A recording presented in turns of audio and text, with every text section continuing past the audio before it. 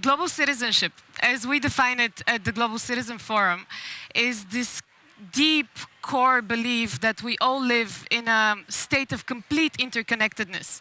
So the choices or decisions that you and I make here today will inevitably affect people on the other side of the globe. So what does this mean? We all know what it means. It means we need to adapt our systems. We need to adapt our global governance systems. We need to adapt our immigration systems, our border control, especially the way people migrate nowadays. But we need to go deeper than that. We need to make sure that the next generation is equipped with the necessary soft skills to navigate this globalized, interconnected environment. So we need to adapt our education system. We need to make sure that the values of global citizenship are embedded into the curriculum and are providing the necessary tools. Collaboration, resilience, tolerance, empathy, those are all very abstract notions which we need to learn how to teach. We don't grow up with them. Those are grown with us. They're brought up. So today's session is going to look in the ways global citizenship education has been evolving in the past decades, where we are at the moment, what are the main challenges, and what are the next frontiers ahead of us. I'm pleased to open the session with a very inspiring keynote address by a truly inspiring figure, a genuine thought leader on global policy and education research, a senior fellow at the Sesame Workshop and a non-resident fellow at the Brookings Institute, Mr. Jordan Shapiro, who's going to share his take on the evolution of education system in the ages. Thank you. Hi, thank you. It's so great to be here. It's such a pleasure to be here in Qatar, the pearl of the Persian Gulf. You know, in 1864, there was a cable laid beneath the Persian Gulf. It was a submarine line, an underwater connection that connected to another cable, which went under the Gulf of Oman. And thanks to this cable, the West and the East, which meant London and India, were able to connect. They could send messages back and forth. They could send Morse code, dots and dashes, and they sent it through a relay station on a small island right in the middle of the Bay of Kasab. Telegraph Island, that's what it was called. It was called Telegraph Island in the Masandam Peninsula, which is not too far from here, and it's a beautiful place. There's dolphins hopping around, and there's clear blue water, and there's great food and great people. But in the late 19th century, the British naval officers that were stationed there, they didn't like it so much. They didn't like it for two reasons. One, they weren't accustomed to the heat. It was too hot. And two, they couldn't deal with the sense of isolation that they had. They went crazy, actually. Some of them even committed suicide while they were there on the island. And think about that for a second. They were living literally in the most connected place on the planet, and yet they were suffering from a deep, deep sense of loneliness and solitude. Today, we are all living in a much more connected world than even they were living in. But I wonder if we've learned the lessons of Telegraph Island. I wonder if we've come together. I wonder if we're any less lonely. I don't know the answer, but I think the story serves as a very good allegory. I think it raises questions. I think it raises a lot of important questions that we're going to have to contend with if we want to understand what it takes to raise our kids to be living in a connected world, to raise them to be global citizens. And it's with that in mind that I'm going to start this. But first, I actually want to tell you one more story. I want to tell you a similar story. And this one takes place about a decade before Telegraph Island. Takes place in 1858 on the opposite side of the European continent. And that's when the first telegraph cable was laid between England and the US. That's when the first transatlantic cable was was laid on the ocean floor, and it took 17 hours to send the first text message. Oh, I guess it was, I mean, it's not like today's SMS, it's not really text message. It took 17 hours, but that felt really fast to them. Time is relative, and of course that was much faster than sending a letter by hand, by courier, all the way across the ocean for weeks. It was hyper speed back then. And I think that gives us a sort of it gave them at least a glimpse of the connected world of the future that we're living in. Anyway, this first telegram that was sent was a conversation between Queen Victoria of England and who was the man who was then the President of the United States, James Buchanan. Buchanan was really excited about this new technology. He was super excited about it. He said, this is what I'm going to quote him. He said, "It is a triumph more glorious because far more useful to mankind than was won by conqueror on the field of battle." He was so excited. He was so positive. He was so optimistic. In fact, most people were very optimistic when the first telegraph cable was laid. They believed that all the world's problems were going to be fixed. They believed that all of that world peace was going to come because of the telegraph. They believed that all the conflict that had ever existed was because of miscommunication, and that this was totally going to be solved now that we had the telegraph.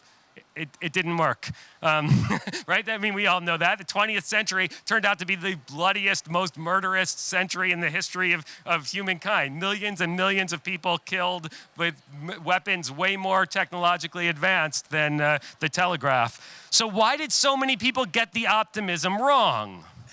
I'll tell you why. It's because they believed in something that psychologists now call the empathy altruism hypothesis, okay? They believe this idea that if you can imagine another person suffering, if you can feel into it, you're automatically inclined to help alleviate their pain. That's the empathy altruism hypothesis, and it's not true. Okay? Things don't work that way. All you have to do to know it's not true is ask any sports fan. You take pleasure in knowing that your rival team's fans are suffering. You love it. That's empathy. You feel into their pain and you enjoy it. There's no kindness involved. And that's just one example. There's many studies that have shown that empathy and altruism aren't necessarily linked. And yet, so much of our acceptance of things like 21st century technologies have been dependent on the assumption that by fostering connections, we can build stronger communities, dependent on this idea that the internet will bring us closer together, that social media is going to help us recognize and acknowledge our shared humanity. And of course, in some cases, that's absolutely true. I don't want to minimize the cases where that's true. People find support groups online. They can video chat with relatives. They can access knowledge that used to be inaccessible. But in many other cases, it's not so pretty. Bots and trolls and cyber warfare and espionage. You see, it's not okay to just put people together. That doesn't actually solve things. They also need to be prepared with the skills they need to get along. They need the epistemological frameworks with which to maintain meaningful relationships with other people. They need the habits of mind for a connected world. But the problem is that our education systems are not really built for this. Our education systems are still built on a foundation of division, a foundation of separation, and it's one that's so deeply ingrained in our pedagogical practices that often we barely notice it. So if you were to travel back in time, if you were going to go back to ancient Athens in 387 BCE, I picked that time because that's when Plato established his academy. This is arguably the first school. It is definitely debatable whether this is the first formal school, but what's not debatable is that it's where we get the word academia, and it's where we get the idea, the very idea of what academics is. But let me tell you something, if you were to attend Plato's academy, you're going to get an education that's fiercely separatist. You're going to get an education that's very tribalistic. You can get an education that's very much about division. In Republic, Politia, Plato tells us that the reason for education is first and foremost to make sure folks feel aggressive towards foreigners, but don't turn that aggression back towards members of their own community. That's first and foremost. Then he goes on to say, education's about turning people towards the light, the truth, eidos, all the things we know that he says. So you see, even before there were nations, Plato was pretty nationalist, pretty isolationist in his thinking. And he's not alone. Throughout history education's been used to separate people. I think we have to own that to some extent. Throughout history, education has been used to establish the haves and the have-nots, the elite from the commoner, the oppressor from the oppressed. So often school has been the very place where the privileged learn the languages, where they learn the ideas and the behaviors and the knowledge and the skills that enable them to maintain power structures, right? One gets ahead by leaving other people behind. See, we've even seen centuries of well-meaning education programs, well-meaning philanthropic programs, charitable programs that start with the admirable aim of helping people, but very quickly turn into the worst cases of colonialism. We've seen this many times. In fact, as Frantz Fanon made clear, you don't need legal apartheid in order to create psychological apartheid. And that's precisely what I would argue we still continue to do in many ways, because we haven't yet built an education system that's suited to a connected world. We talk a lot about new learning models. We talk a lot about new learning objectives. We talk a lot about 21st century skills. And these things are all very important. I'm not minimizing their importance at all, but I think we've yet to reinvent the philosophical foundations of education so that it's able to adapt to the changing technological context, the changing cultural context, the changing economic context. And I think we need to recognize that a true education for globally connected citizens would be about more than just standardizing the protocols. I mean, without question, we need shared languages. We need math and literature and science. I mean, these are the disciplines that allow us to communicate meaning. These are the disciplines that allow us to engineer our world and build a shared future. But we also need to make sure that as young people are bombarded with messages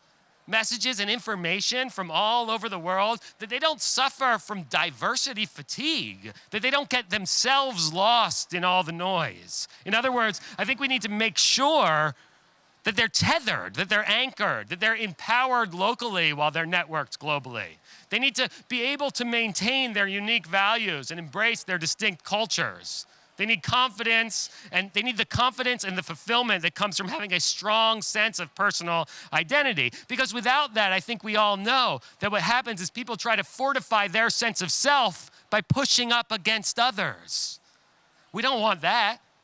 No, what we want to do is we want to make sure that today's global citizens, when they find themselves on the 21st century equivalent of Telegraph Island, that they don't feel all alone. Thank you.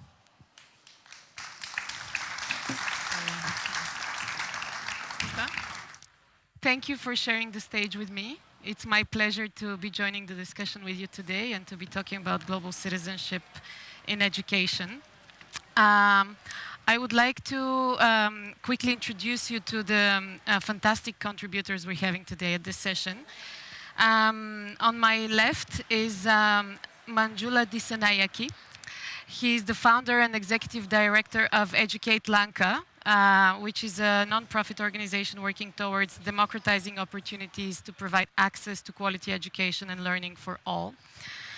Next to him, we have Yasmin Orihan. She's an outspoken advocate for social and gender justice in Europe and has been recently recognized as Young European of the Year for 2019. And finally, we have Patrick Awuah, who's the founder and president of the Ashesi University in Ghana. So welcome. Let me dive in directly into the topic. We've heard so much discussion around global citizenship, around what it means, what does it entail, how do we integrate it, and so on. According to UNESCO, global citizenship should aim to empower learners and educators to assume active roles in building peaceful, tolerant, inclusive and secure societies. This sounds great, but it's very normative. So the question is, how do we make that transition from having a normative discussion about global citizenship education to getting into actual practical implications and actual tools that drive that agenda, right? So I would like to start with you, Patrick. It would be great if you can tell us a little bit more about your work at the Ashesi University in Ghana and the tools that you're using for that purpose. So Ashesi University has this mission of educating ethical entrepreneurial leaders in Africa. And what we're trying to do is to educate those individuals who will be in leadership positions in Africa, engaging with their colleagues from around the world in setting the agenda and the strategy for our continent, right? So global engagement is going to be important to that mission. To answer your question, I'll just start with a very quick story about a student that we admitted from Liberia in 2012. And he had first come to Ghana. His family had come as refugees during the civil war in Liberia. 2 years after he joined Ashesi in 2014, the Ebola crisis hit three West African countries. And here was this young man who had come to Ghana, to Ashesi, and he had done some work in computer science.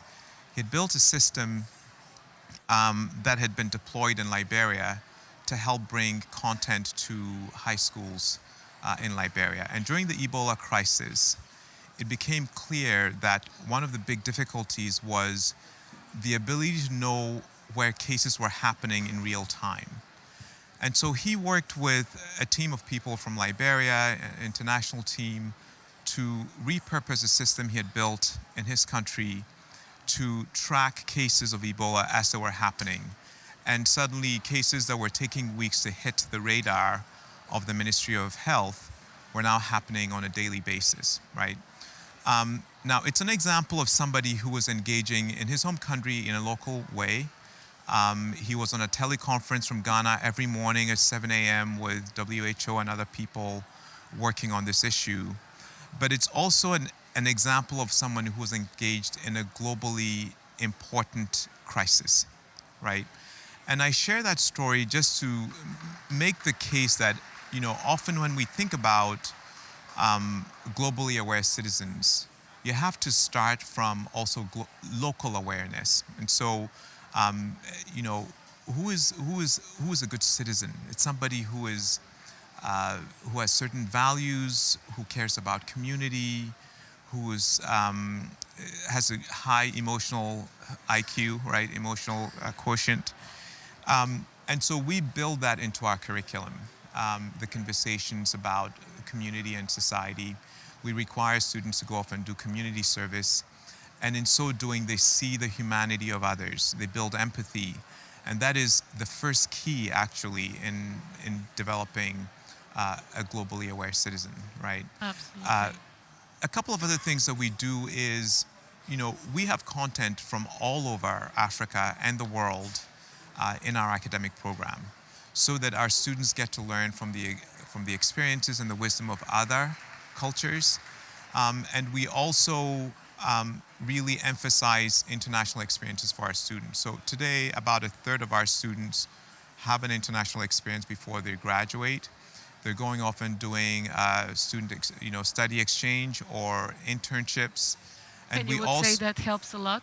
It does, because, you know, we need people who are fluent across borders. Absolutely. Who can engage other cultures and understand them. And we also invite students from other cultures to come to our campus, so that the two-thirds who don't travel also get the experience of engaging with people from other cultures. So this is what we're doing in a very practical way to build the kind of global citizen that we think is necessary for the future. For the future. Thank you very much. I would like to turn now to Yasmin. Yasmin, your background is extremely interesting. You're Italian-Moroccan, living in France. I would like to know more about your journey when it comes to the cultural dimensions of global citizenship that you've experienced in your journey so far. Okay. I would like to focus on talking about migration and how it impacts our European societies, because migration is a fact, right? And it's something that is a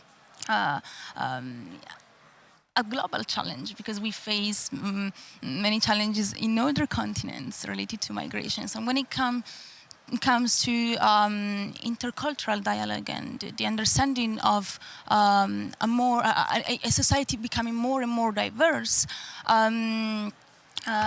we need to first go through the acceptance of this phenomenon, because it's something that is growing and it's more likely to last. Whereas at the same time, the European societies are becoming more and more demographically old. We are aging population.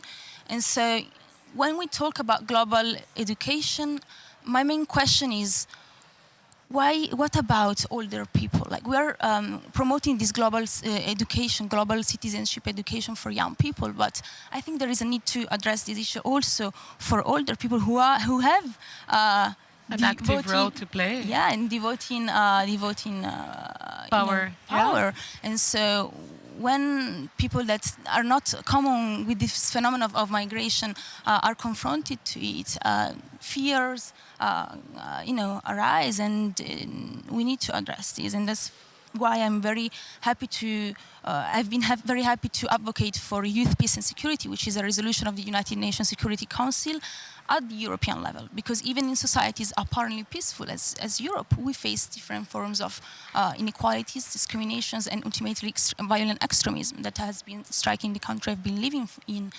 since 2015, France. And so how do we make sure that we tackle this issue and we build more inclusive societies? This is one of the main challenges in terms of culture. And so we need to, first of all, make peace with our history, with our colonial past, because there is still this power, crisis and balances that need to be tackled and to acknowledge our past and to move on from that and build resilience. And then on another side, bringing a more intercultural dialogue into the programs. How do you think we can do that? What do you think we can do today to drive that process?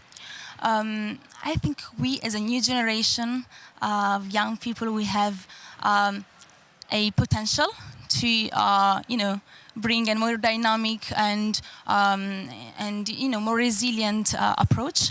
And so we need to invest in young people and make sure that we are not making the same mistakes as before.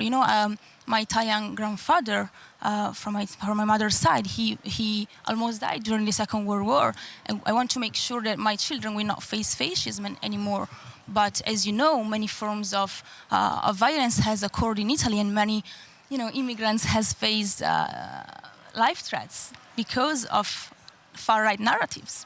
And so I would say that encouraging the exchange, encouraging programs as the one I'm part of, the African Union, European Union Youth Hub, which is an initiative from the European Union and the African Union, funded by both continents, and where 42 young people came together to find common solutions with a budget of 10 million euros. So we've been working in Ethiopia, Addis Ababa, the African Union headquarters, and in Brussels.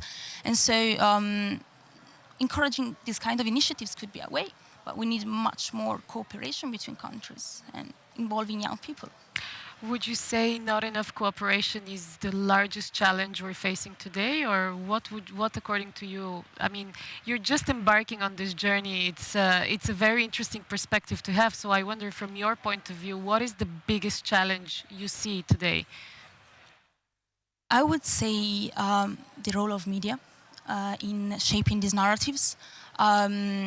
When I was awarded Young European of the Year, I've faced many threats and criticism because so many people don't even consider me as a European, and even the French far-right leader has attacked me on social media. And so this caused so much, animosity. Yeah. But this for me was also a way to symbolically prove that we can be part of society, and precisely we need to make sure that we don't encourage this kind of discourses, because it's ultimately what divides us and creates even more hate and violence, ultimately. Thank you very much. Manjula, I would like to turn the discussion towards you and the perspective that you bring to the conversation. Tell us a bit about Educate Lanka and the tools that you use in your curriculum and in your initiatives to develop a comprehensive and holistic approach towards global citizenship education. Thank you.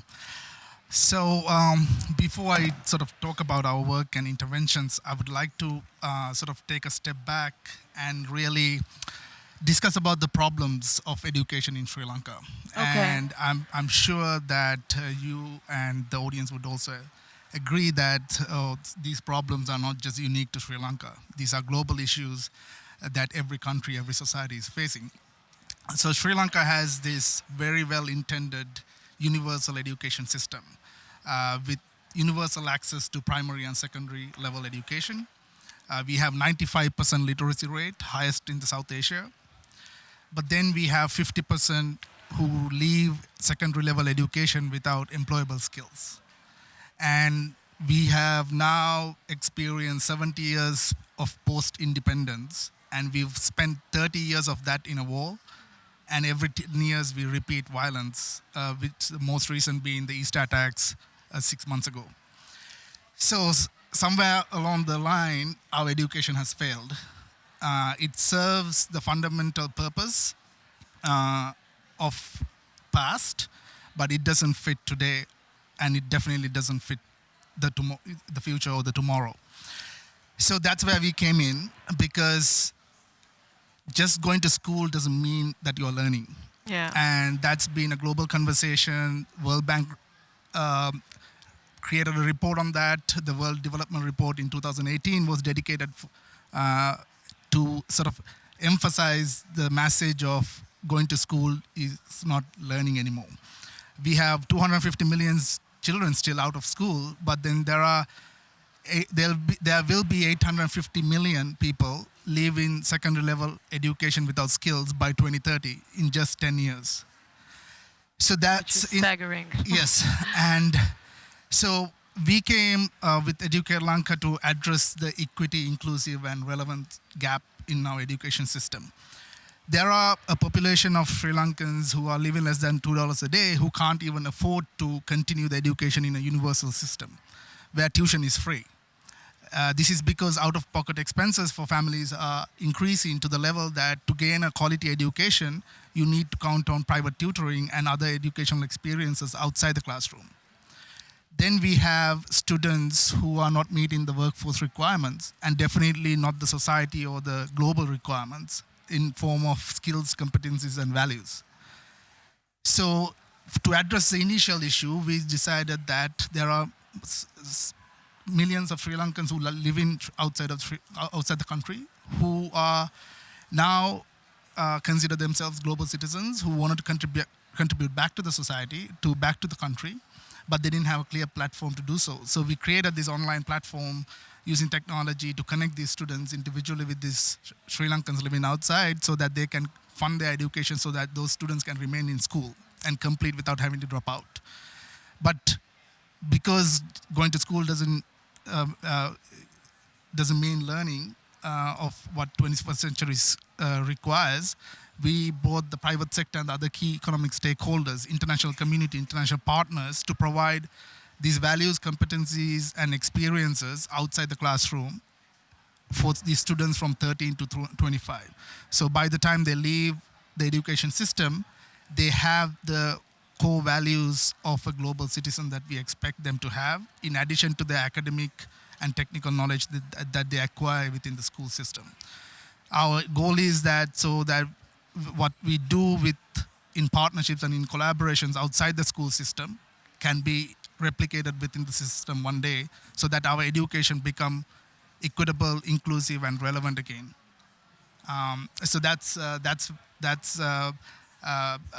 has been our sort of the journey over the last 12 years. I come from an investment banking background, and I came from Sri Lanka at the age of 19 to the US. My ambition at that time was to become a banker and make a lot of money. But then I got exposed to community service, to play a role as a global citizen. That eventually inspired me to found the organization for Educate Lanka, to dedicate my life to give back to the country and to the world in the form of creating a talented future workforce and a society. And I know, because I've seen some information about the work that you do. I know you engage with marginalized communities as well. How do you integrate them into the conversation and into the system altogether? Yes, all our students are coming from socioeconomically marginalized backgrounds. So most of them live in families living less than $2 a day. But these are students with very high potential. And our sort of realization behind the organization is talent is universal, but opportunity is not. So our goal is to democratize opportunities for every single person so that they can realize their own potential and talent. So when we do our work, our beneficiaries and our community leaders, our liaisons who are retired teachers, principals, community servants who oversee these students at community level are the core of our organization and impact. We consider them key stakeholders in our strategies, in what we provide to them, in really understanding what are the gaps and the needs that they have that inform then the designs of our interventions, the programs, the partnerships, and the content that we provide to our students. And we now have impact to show that they have been working. And now we need to then replicate and scale to a level so that they won't be marginalized because first having that education let them sort of come out of that cycle of poverty. But that's not our goal. Our goal is not to just give them a job, but to make To them empower them. empower, for them to empower themselves. And we give the tool sets and the opportunities so that they know how to empower themselves. Yeah. We don't have to empower them. Yeah. So that but with those tools and opportunities, they become productive, globally conscious, empathic citizens who would contribute positively to the society and give back and make a meaningful impact in their societies, in whatever the professions, whatever the sort of the role that they decide to play in the society. And create a ripple effect. Right, exactly. Eventually. Yeah. So I'd like to turn the discussion a little bit into the subject of identity and the way people identify themselves as global citizens, and how does that relate to national identities or professional identities even. I'd like to ask you, Yasmin, I mean, you have a very interesting mix of identity elements coming at your background. What is your understanding of global citizen identity as a even like as a paradigm? And what role did your the education system you were a part of played for you to shape that identity? I would say that every person that lives in a country where she or he wasn't born in, or that his parents were not from that country, faces at one point a crisis of identity.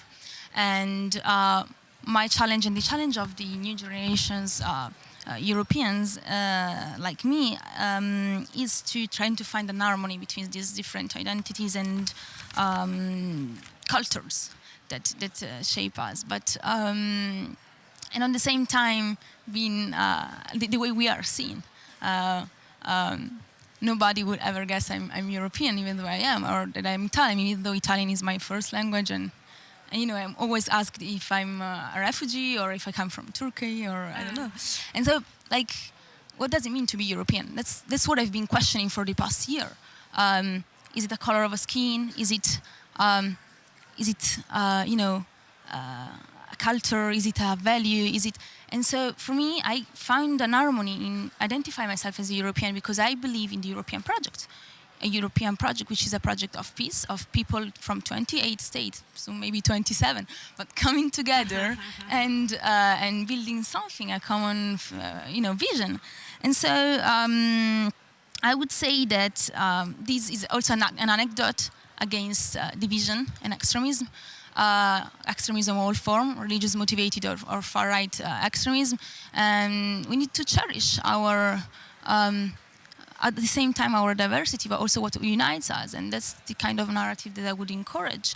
And so I try to make sure that young people find themselves in their society, in the society they live in and actually feel European. That's why I've been working towards making the European initiatives more inclusive. For example, I've been working as a project coordinator for the European Youth Event, bringing a delegation from underprivileged backgrounds, both immigrant sons or socioeconomically disadvantaged people, because when we talk about identity, this also plays a role. So yeah. And what is the role of national identity in that context? What do you think? Do they go hand in hand? Do they grow in parallel? Do they clash? What is your take on that? The thing is that sometimes for immigrant sons, it's even difficult to find the national identity. So when it comes to European one, which is, I would say, a huge challenge for Europe in general, and that's why we say Europe is at stake, because we couldn't, manage to really create this European identity. So I think, it comes with the levels, but of course the national one is a priority for people that are born and grown in European countries.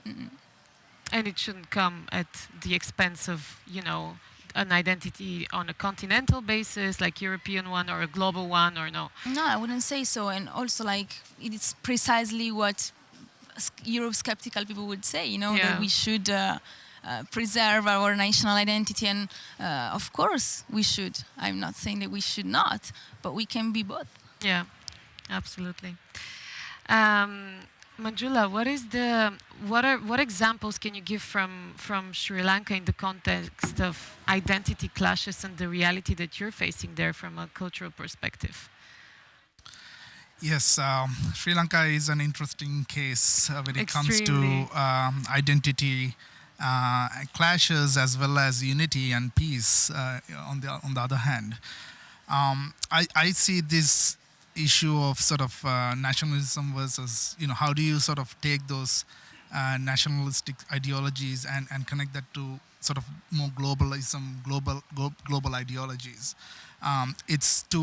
Everyone has your own unique identities, right? Whether it's your nationality, whether your ethnicity, whether your religion, and while acknowledging them, while embracing them, we need to teach our young people to how to look deep into your intrinsic human values, and I think in the topic of global citizenship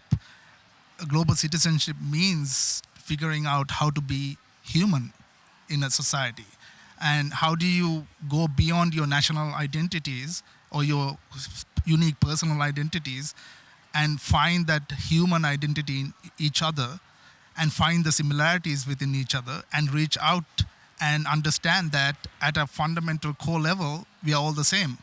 We are different with our cultures, our nationalities, our religions, which makes us all unique and beautiful and diverse.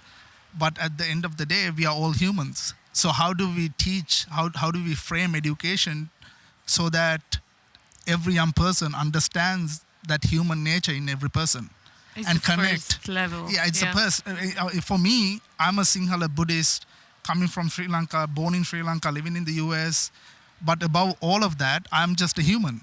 So when I look at another person, I try to connect at the human level while understanding and embracing the differences, and discuss about them, understand them, sort of accept other differences, embrace differences, and respect the differences, and value the fundamental core values of a human. And if you have those human qualities, and if you are teaching those human qualities in our education, then everyone would have that foundational layer of understanding and learning that they will take throughout their lives, not just through school, not through their jobs, but those will be lifelong skills and learning. And those are the skills that we need to really hone in education, not the technical subjects. And they are important.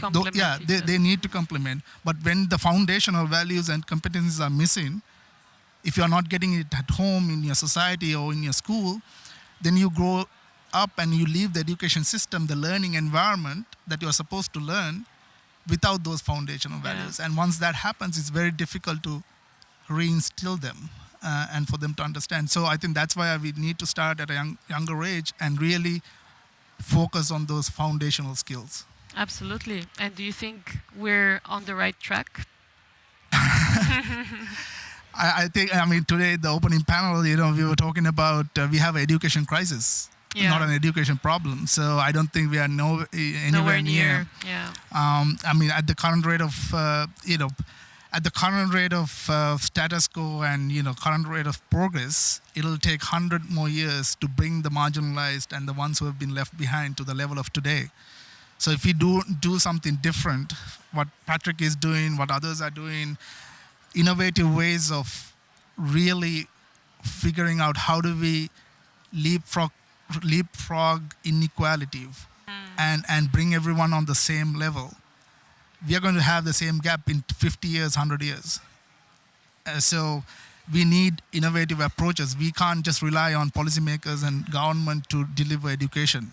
We need multi-stakeholder approaches. We need to bring the private sector together. We need to bring the civil society. We need the policymakers, international community coming together. And we need to use technology as a tool and an enabler in accelerating what we do in education so that we can get there fast enough before the crisis turns into even worse. A catastrophe. Yes. Yes. Thank you. And Patrick, according to you, obviously identity is a multidimensional phenomenon, and nationality and regional sort of self-awareness is only one way of looking at it, but there is a huge element when it comes to professional identity. What do you think, how do those notions interact within the educational system, and how do we make sure that people have the right set of values and the right identity when they enter the workforce and are not starting to build it only once they're there? Okay. So I'll start with one very quick case study from right here. So I'm curious, how many people here are from India? Just raise your hand if you're from India. How many people from Ghana, Kenya, United States, Qatar? Right? So right here, there's so many different identities here, different nationalities. But there's something that ties us all together. We're all educators, we're all advocates for education. And we're here around that professional identity. So in our context within a university, when students and faculty go out to a conference, or when we host a conference on our campus that invites people from all over the world to come and talk about a specific topic, data science or machine learning, then in this space, you have many different identities, but all coalesce around one other identity, which is we're all engineers, or we're all geeks, or whatever it is that they want to call themselves.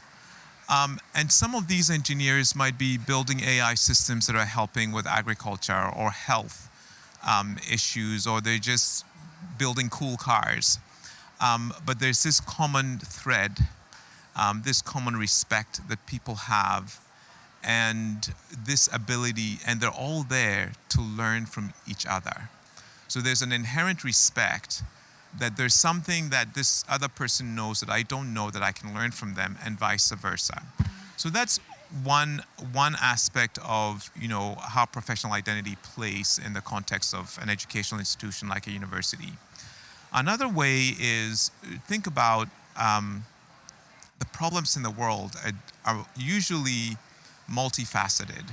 So there aren't problems that always come as strictly accounting problems or engineering problems or medical problems. They're problems, and you need people with from many different professions or fields to collaborate together to actually come up with the right solutions, right? So what we do with our model and our pedagogy is a multidisciplinary, interdisciplinary approach to learning, so that students are working together in teams across disciplines on projects together.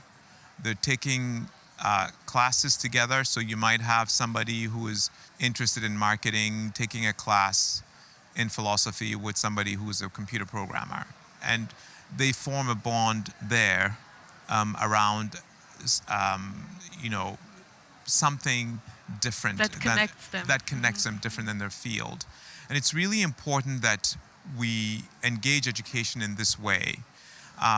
One example that I like to give is, we had a few students, mechanical engineering, electrical engineering, computer engineering, work together on a project on our campus to create a synthetically modified organism that would recognize and help extract gold out of low-grade ore. And what they were trying to do, with some success, was to find an alternative to poisons such as mercury for doing the same job, right? Now, the project that they worked on was a bioengineering project. It wasn't mechanical engineering or electrical engineering or computer engineering. It was something completely outside their immediate field, but it was engineering, it was problem solving, and they decided to go try this, to create this organism because there's a particular problem in Ghana with artisanal mining using mercury and arsenic that was poisoning soils and water. And they do this because they've gone through an educational program that says, regardless of your direct field of study, you're above all a problem solver. You can look at problems, you can disaggregate them, and then you can start to find the building blocks of the solutions, right? So I think that professional identity is actually another way of bringing the world closer together, right, around tackling our common issues. Another bridge we can build. It is a bridge. Yeah. It is a bridge across the other identities. Right? Absolutely, absolutely.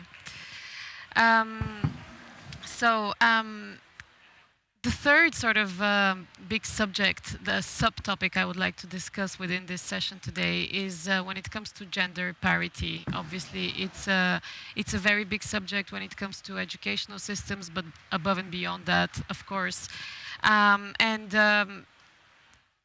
We believe at the Global Citizen Forum, we believe that global citizenship is the right sort of set of values that could address and potentially, uplift that problem, right? So,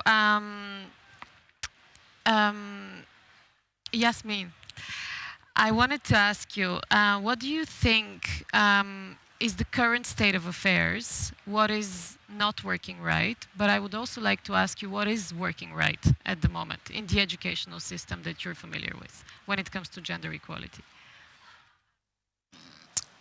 Talking about the European aspect, because it's one of the main, is the system I've been studying in. Of course, everybody has access to education, but when it comes to quality education and when it comes to what kind of studies women go for, there are many challenges that need to be addressed. For instance, I'm a first generation university student, meaning that I'm the first person in my family going to university, and this says a lot in the potential of our generation, but also on what kind of career we ambition to undertake. There are not enough women on leadership, and it's proven that in societies where women are in top decision-making roles, inequalities and inequalities of income decrease. So there is a huge need to bring more women in leadership positions, and I wish I was told when I was younger that I could aim to be a CEO one day, or to be in STEM studies, which it's another field where very few women are in. And so my main challenge for the next few years, because I'm 23 at the end of the day and I have still a whole career to go through, I will make sure that young women have these opportunities. And that's, by the way, the work that I'm doing, for example, with UN Women as a gender innovation Agora advocate for UN women. And it's something that we need to address. We need to make sure that girls have access to education everywhere, and also in countries equal like opportunities Europe. as well once they're there. And do you think that there is something that we're doing right at the moment to promote this modus operandi, so to speak? Would you give like a positive example of the current state of affairs? I would say that there is always room for improvement, and despite the fact that I want to stay positive, there is still so much to do, because even when it comes to peace processes and peace and security, women as mediators, we have a resolution since 2005 that was adopted by the Security Council, but still it's very difficult to find women in the decision table. For example, the Libyan conflict, very few, like no women was invited in summits that take place in France and in Italy, and so this needs to be addressed. We need to translate the policy into implementation, into action. So I wouldn't say that we are close to an improvement, but I stay positive, and I will make sure that this will be translated into action in the future. At least we all know we have a problem with that, and we're all talking about it. So hopefully soon we start making some more concrete There is a movement. actions. There is a movement of absolutely. women advocating for the rights. So. And from your experience and the work that you do in Ghana, what tools do you implement to promote women leadership and to build the next generation of women leaders in Ghana? So there are a number of things that we do, and I would say that, look, the first thing we do is we talk about it a lot. And we have, it starts with that. Gender balance for us is one of our KPIs, our key performance indicators, and we measure everything, right? So 55% of our board are women, 60% of my executive team are women, 50% of my administrative staff are women, 40% of the faculty are women, about 48% of our students are women. So that's just numbers, just saying, look, it is important that the numbers reflect society in some way. 40% of our engineering and computer science program are women. 60% of the business program is women. So that's the first thing. Is to just, you've got to signal that this is something that you care about at all levels within your organization or within society, right? The second thing is that you've got to be intentional about talking about the substance of the issue. In 2006, 2007, a woman was elected president of student government at Ashesi University, and it was the first time in Ghana's history that this had happened, okay? And we think it happened... Which year, sorry? 2000 and? In 2006. And Ghana, gained independence in 1957.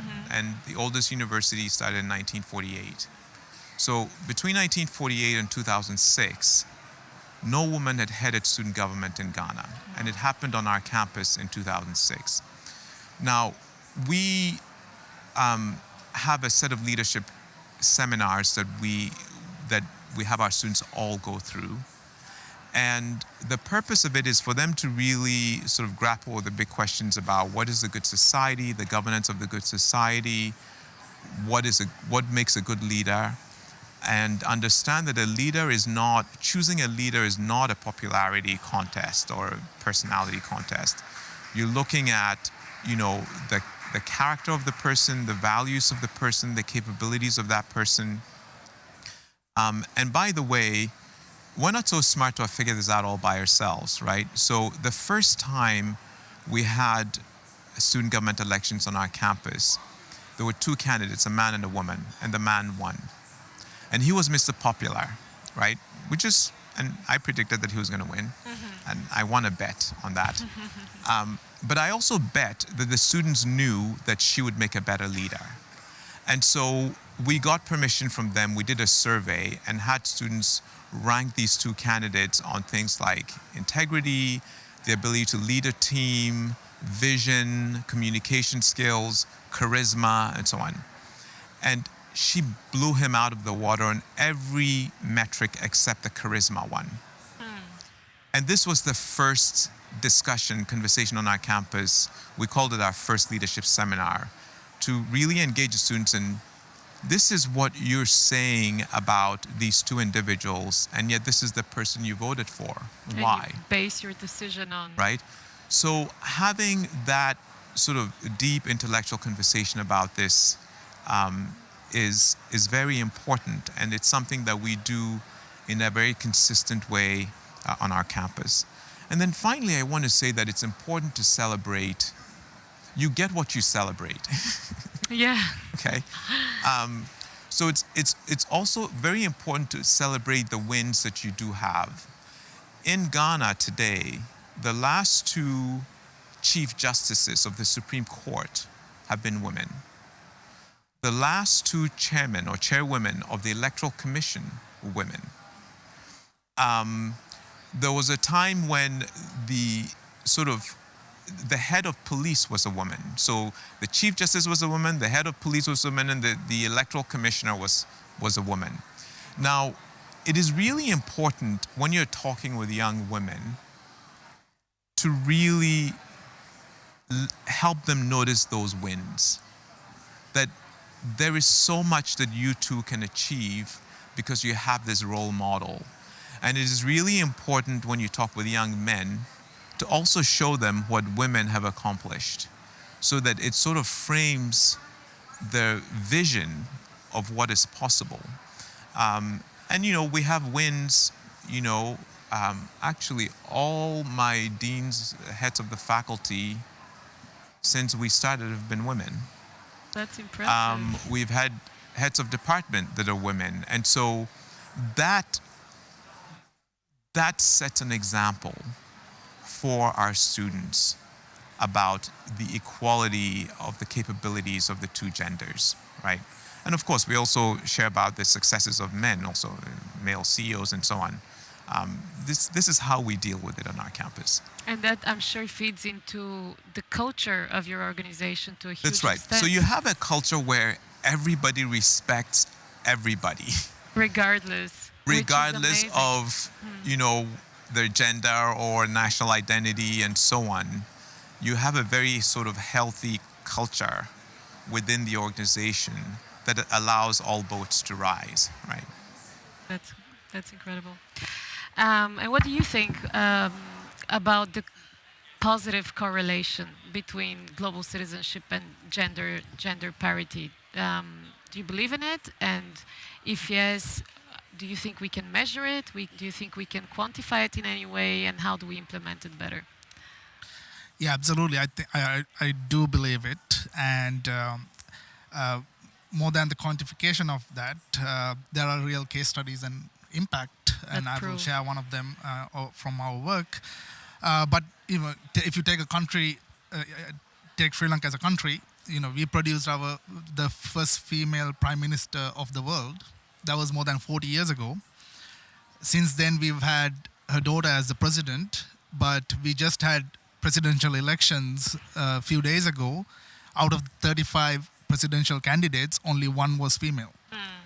So it's not a missing role model. There's certainly inspiration, but there's something wrong.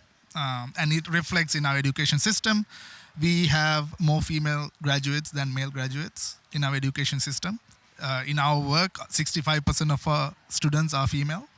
But when it comes to workforce, it drops drastically. The numbers change. There are multiple, there's research behind it. There are multiple issues behind it. But somehow we need to do more.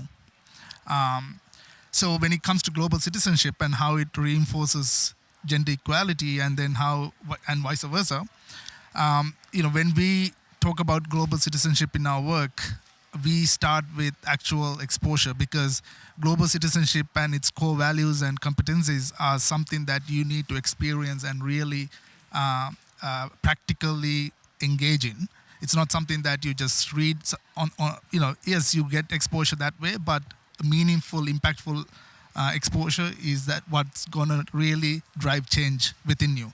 So we first do this by actually, even without looking globally, we look locally. How do we connect our Tamil community with the Sinhala community? How do we connect our Muslim community with the Sinhalese and the Tamils? So we have these local global citizenship programs where we bring these students together, put them and get them to problem solve together, get them to work together, discuss about their issues in their own communities, discuss about the differences, and really understand each other. And when they leave, and this is the first time sometimes in their lives that they've met someone from the other community, They've been in the same let room alone even, yeah. meeting a foreigner. Then we take another step further, and we have these global partnerships where foreign students come to Sri Lanka and spend a couple of weeks with our students. This is the first time our students get to meet a foreigner, a counterpart of their same age, and get them working together in problem solving, creative thinking, and really applying the knowledge they have. Because our school systems are sort of catered towards acquisition of knowledge, but you rarely get a chance to apply. So that's where we come in. We get them to apply those knowledge together with people that you have never met in your life, from outside of your communities, outside of your country. And we have opportunities that our students go outside of the country, rare opportunities that handful of them would get, but life-changing opportunities. And I'll tell an example of such an opportunity of a female student who got to go to the US for this global citizenship program in Massachusetts. And she had been a student with us for 5 years, and she got this opportunity, came back, and it completely shifted her aspirations. And she decided to, instead of go to a local university, she got this scholarship through our connections to Asian University for Women in Dhaka. Amazing. And now she's spent 2 years there, and I just checked her LinkedIn profile, and it says practical change maker, feminist in progress, politics, philosophy, and economics major, minoring in gender studies. And she has already, she holds a leadership position at the Model UN, and she won the regional HAL prize, and she's an active social entrepreneur already. Amazing. And it's only took 2 years, and that 2 weeks of 2 experience years. Wow. in the US, and meeting the counterparts and really learning about global citizenships and how her role at a local level would impact globally, and her position and her role and responsibility as a global citizen. And that's a perfect case of providing opportunities for education for global citizenship reinforces gender equality, and vice versa. Then having that opportunity, it made her a global citizen now, and she's going to create more impact in her own society, in her own role. And that's what we want to see. We want to see her as a role model so that others would follow the same path. And then one day we will see more representation in the workforce, in the political landscape, and in leadership positions. A cultural Not just shift. not just within the country, but globally. Question is, how do we scale that? Yes, that's but I mean, there are resources, there are players. We just need them to focus on the right areas, because it's not a matter of not having these interventions. There are examples and case studies and proven case studies, but somehow you need a vision, you need right allocation of resources where it matters, and you need collaboration, and you need to bring innovative ideas and technology to scale and replicate that. I don't think we are out of resources. It's just that will, the vision, and the application that we need. Implementation, yeah. Please. So I just wanted to add a little nuance to the comment I made about celebrating successes, right? So I once read an article that talked about how, type A people who accomplish a lot can still find themselves in a position where they feel bad about their performance. And it is about, you start from here and you're trying to get here, and you make dramatic steps to here. If you celebrate the positive momentum that you have, it sort of propels you forward. But sometimes it's so easy to, instead of looking at what you've accomplished, you look at the gap remaining between where you want to be and where you actually are now. Then it sort of demoralizes you, right? You feel sort of this weight on your shoulders. And I think it's the same thing that it was really interesting to me. We were once having a conversation on our campus, and we had a female chief justice. And, the way the conversation was going, I just asked a question, do you guys recognize that one of the most powerful people in this country is a woman. It's like, who are you talking about? The Chief Justice. But we were so concerned with the gap remaining that we were not looking at what a dramatic thing had happened. And it happened, the next Chief Justice of the House, one as well. So that's what I meant, is that, yes, you might have that first president in human history, you say, maybe not the first head of state because the Queen and others, but who knew, right? Was it really celebrated that way? Was it used as a mechanism to really inspire young girls and women? Was it used to sort of let the young men and everybody see what an accomplishment had been made as we're on a journey and we've made a significant step? So that's what I meant, is that when you focus too much on the gap remaining, you sometimes lose sight of what has happened, and then you lose momentum because of that, right? So I'd like to finish on this very positive note. I've been, throughout the whole conversation, trying to find positive examples of the current state, and this is a very, very good way to end the discussion, and I would like to thank you all for contributing. And thank you all for being part of this.